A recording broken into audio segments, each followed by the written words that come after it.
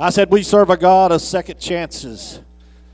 I was listening as Joshua was going into war, and as he had done crossed over into the river, crossed over Jordan, he's taking the children of Israel across, and Moses is no longer with them, and they go in, and the Lord allows them to go into a battle, and they win the battle. But when they got to the second battle, I said, when they got to the second battle, when the men went in, he only sent so many, and they come back running.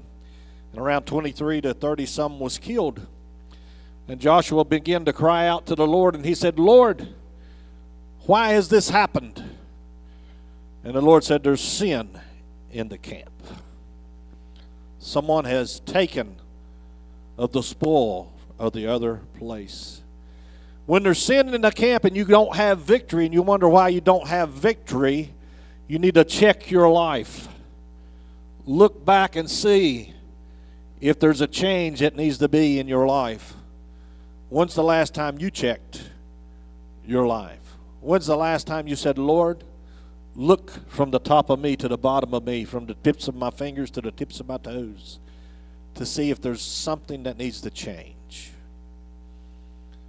Joshua cried out, and the Lord said, there's sin in the camp. And he began to number the Israelites out and brought them out tribe by tribe, family by family. And then they found out. And the word teaches us that they took them out and they stoned them and they burnt everything that they had so they could remove sin out of the camp, so they could have victory over their enemies. If you want to have victory over your enemies today, sin needs to be out of the camp. I'm reminded of the time of the woman caught in adultery. Jesus had mercy on her. And he told them that was there, ye that was without sin, cast the first stone. And he was writing in the sand, and it talks about how that they began to leave one by one. And at the end, he looked at her and said, woman, where is your accusers? And she said, there is none.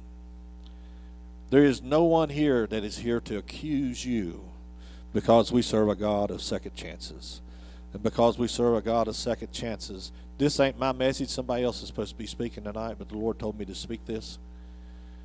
If there's sin in the camp and you want to win victory in your life, you got to get rid of the sin.